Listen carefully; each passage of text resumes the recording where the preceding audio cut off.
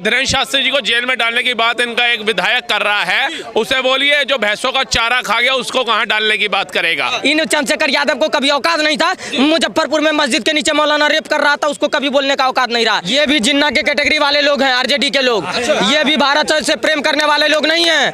इनको चंद्रशेखर यादव को पूछा करिए ये कहाँ के लोग हैं। धीरेन्द्र शास्त्री जी का कसूर क्या है, उसको कोठरी में डालने की आज बात क्यों की जा रही है कि उन्होंने एक नारा दे दिया कि जात पात की करो विदाई, हिंदू हिंदू भाई भाई।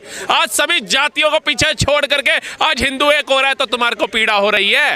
आज धीरेन्द्र शास्त्री जैसे 27 साल के नौजवान ने कैंसर पीड़ित अस्पताल बना दिया, जबकि तुम अपने कार्यकाल के अंदर एक छोटा सा चिकित्सालय नहीं बना पाए, उस चीज की पीड़ा हो रही है। सुनिए, नसीहत वो दे जिनका कोई वजूद हो, जिस पार्टी का कोई वजूद ना हो वो नसीहत देता है। और चंद्रशेखर यादव का नाम तो मैं इससे पहले कभी सुना नहीं था पत्रकार महोदय, लेकिन अगर आप बता रहे हो तो चलो ठीक है, एक्सेप्ट कर लेते हैं। लेकिन चंद्रशेखर यादव को हम याद दिलाना चाहते हैं कि बिहार किसी के बाप का नहीं है। बिहार में भी 13 करोड़ में से आधे से ज्यादा आबादी हिंदुओं की है। तो बिहार कौन आएगा, कौन कथा करेगा, कौन क्या करेगा, कौन हिंदू राष्ट्र की मांग करेगा, ये चीजें वो डिसाइड करने वाला कोई नहीं है। दूसरी बात, आप कहते हैं कि हिंदू राष्ट्र की मांग संविधान विरोधी है।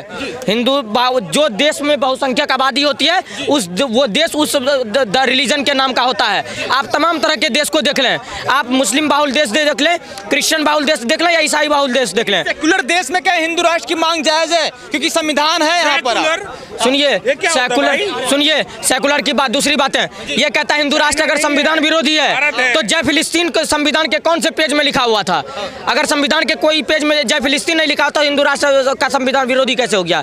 दूसरी बात, मैं बिहार के लिए कहना चाहूंगा कि बाबा बागेश्वर ने कहा है कि बिहार में जो शांति से कथा करने देंगे वो कथा करेंगे, और अगर शांति से कथा नहीं करने देंगे तो फिर उसी जगह मठ बनेगा, और वैसी जगह तमाम तरह के विपक्ष के नेताओं के हिंदू विरोधी लोगों का ठटरी बांधा जाएगा, तो उनका तो चलता ही है। और सुनिए, आरजेडी के विधायक जो है चंद्रशेखर, वो कह रहे हैं कि जो धीरेन्द्र शास्त्री हैं वो राम रहीम और आसाराम की कैटेगरी में आते हैं। सुनिए, ये भी जिन्ना के कैटेगरी वाले लोग हैं, आरजेडी के लोग, ये भी भारत से प्रेम करने वाले लोग नहीं हैं। इनको चंद्रशेखर यादव को पूछा करिए ये कहाँ के लोग हैं, कहाँ से संबंध है इनका। ये भारत में ये अपने बाप का जागीर समझ लिया है, गलतफहमी में है ये।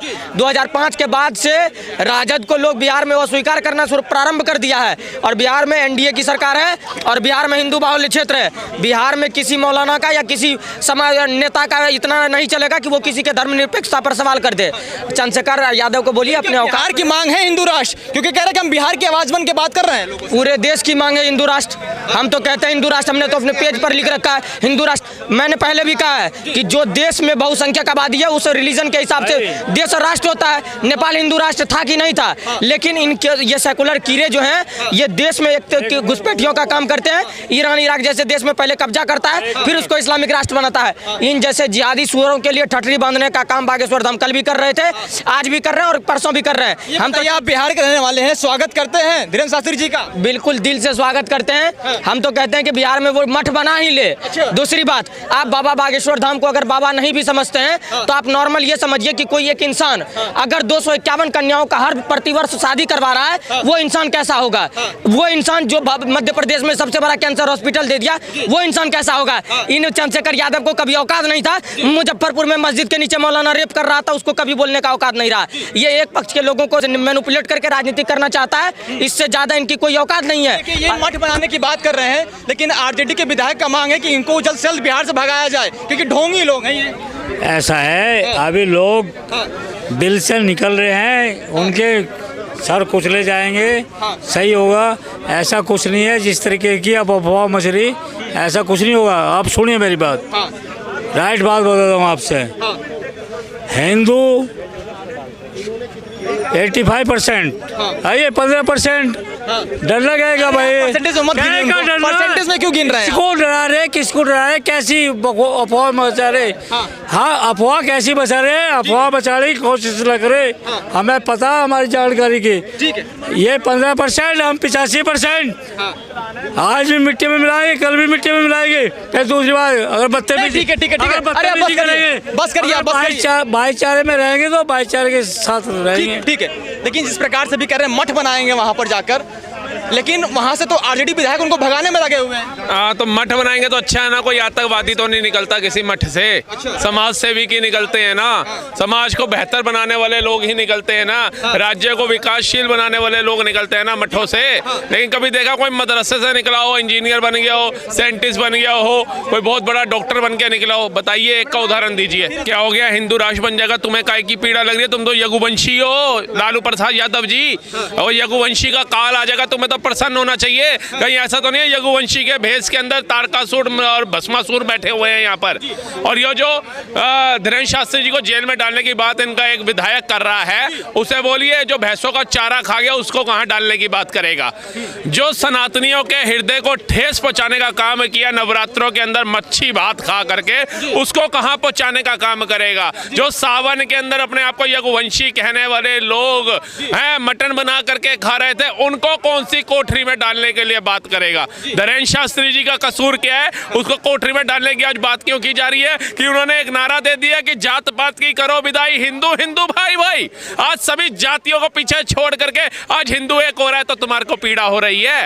आज धीरेन्द्र शास्त्री जैसे 27 साल के नौजवान ने कैंसर पीड़ित अस्पताल बना दिया, जबकि तुम अपने कार्यकाल के अंदर एक छोटा सा चिकित्सालय नहीं बना पाए, उस चीज की पीड़ा हो रही है। आज धीरेन्द्र शास्त्री जैसा बंदा जो हमारे सनातन का ज्ञान प्रचारक बन करके उभरा हुआ है, जो कितने सनातनियों का आदर्श बने हुए हैं, उनसे पीड़ा हो रही है। आज आपको यूपी के अंदर जब महाकुंभ हुआ प्रयागराज छोटे क्षेत्र के अंदर, वो 66 करोड़ श्रद्धालु जो स्नान किए, उनके लिए कोई राजपूत घाट नहीं देखा, कोई SC ST घाट नहीं देखा, कोई ब्राह्मण घाट नहीं देखा, कोई ठाकुर घाट नहीं देखा, सभी को एक घाट पे स्नान कर दिया, जातवाद की विदाई करके। कहीं वो पीड़ा दिखा रहा है क्या तुम्हें? तुम्हारे को तुम्हारा वोट बैंक जाता हुआ दिख रहा है। जिस तरीके से दिल्ली की सत्ता से केजरीवाल को उठा के बाहर फेंका, जिस तरीके से यूपी के अंदर से अखिलेश यादव को उठा करके बाहर फेंका, जिस तरीके से राजस्थान में राहुल गांधी की सरकार को उठा करके बाहर फेंका, वैसे ही अब लालू प्रसाद यादव के परिवारजन जो विधायक बन के बैठे हैं, सांसद बन के बैठे हैं,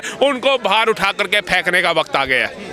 अब बिहार की जनता कह रहे कि बिहार की जो मांग है हिंदू राष्ट्र की मांग है ही नहीं, कह रहे कि ये तो धीरेन्द्र शास्त्री जी आके यहाँ पे खामखा हिंदू राष्ट्र की मांग कर रहे हैं। तो तुम सबको मुसलमान बनाना चाहते हो क्या? तुम सबको फतवा पढ़वाना चाहते हो? संवैधानिक नहीं है ना, कह रहे संवैधानिक बात करिए, संवैधानिक बात नहीं। अरे लालू प्रसाद यादव का तो बस नहीं चल रहा है, क्योंकि वो 85% वोट बैंक इनका खिसकता नजर आ जाएगा, क्योंकि 15% पे तो इन्होंने जी जानवर रखा है। ताजिया अपने घर में बुला करके करा लिया इन्होंने, उससे अच्छा योगदान क्या देंगे ये लोग? लेकिन इनको क्या लग रहा है कि जो हमारा वोट बैंक जो जातिवाद में हमने डाल रखा है ना, कि यादव हो तो यादव के साथ ही रहना, ब्राह्मण हो, दलित हो, शूद्र हो तो ये हमारे नेताओं के साथ रहना। लेकिन आज तक जमीन से जुड़ा कोई यादव इनका अध्यक्ष नहीं देखा मैंने। आज तक जमीन से जुड़ी कोई कार्यकर्ता इनके RLD के अंदर मुख्यमंत्री नहीं देखी मैंने, कोई देखा? जेल जाने की बात कर रहे हैं, जेल जो है RJD के लालू को जाना चाहिए आपने कहा, लेकिन वो कह रहे कि देखिए धीरेन्द्र शास्त्री जो है वो राम रहीम और आसाराम के कैटेगरी में आते हैं, तो जेल तो उनको जाना चाहिए। हाँ, तो तेजस्वी यादव किस में आते हैं? 9वीं फेल, पूछिए इनसे। वो लालू प्रसाद यादव है, एक तरफ हमारे कृष्ण जी थे, बांसुरी बजाते थे तो कितनी गायें जो थी वो मधुर हो जाती थी, उनके बीच में जाकर के बांसुरी की धुन बजाते थे तो गायें पशु जितने थे एकत्रित होकर के उनकी बांसुरी की धुन सुनने के लिए आ जाती थी। और दूसरी तरफ अपने आपको यदुवंशी कहने वाले उन्हीं भैंसों का चारा खा गए, उन्हीं गाँव का चारा खा गए। आप बताइए काहे के यदुवंशी हैं? इनको उठा करके जेल में डालो। ये है आसाराम के किरदार में निभाने वाले लोग, ये है राम रहीम का किरदार निभाने वाले लोग, जो हिंदू सनातनी का चोला पहन कर बैठे हुए हैं डकैत, जिन्होंने बिहार को लूटने के अलावा कोई काम नहीं किया आज तक। लूटने की बात कर रहे हैं, कह रहे कि धीरेन्द्र शास्त्री ने कोई समाज सेवा की बात कही है? बस हिंदू राष्ट्र, लोगों को गुमराह करना है, लोगों को ढोंग में लाना है बस। हाँ, उसने किसी को ये भी नहीं कहा पत्थर उठा के मार दो किसी की शोभा यात्रा पे, उसने ये भी नहीं कहा सामने सेना खड़ी हो या पुलिस खड़ी हो पत्थर उठा के मार दो, उसने ये भी नहीं कहा कि दलित बच्चियों का, ब्राह्मण की बच्चियों का बलात्कार करो, ये भी नहीं सिखाया। लेकिन तुम्हारे नेता आए दिन पाए जाते हैं, तुम्हारे 26 अलायंस के नेता आए दिन पाए जाते हैं, उन पे क्या बोलने का काम करोगे? आपके तेजस्वी यादव जी एक सांसद हैं, एक विधायक हैं वो तेजस्वी यादव, उनसे पूछिए। अब वो उप मुख्यमंत्री नहीं है, बिहार के विकास के लिए उन्होंने क्या कार्य किए अपने क्षेत्र के अंदर, उसका उदाहरण दीजिए। ये मत बताइए धीरेन्द्र शास्त्री ने तो जो करना था वो करके दिखा दिया 27 साल की उम्र में।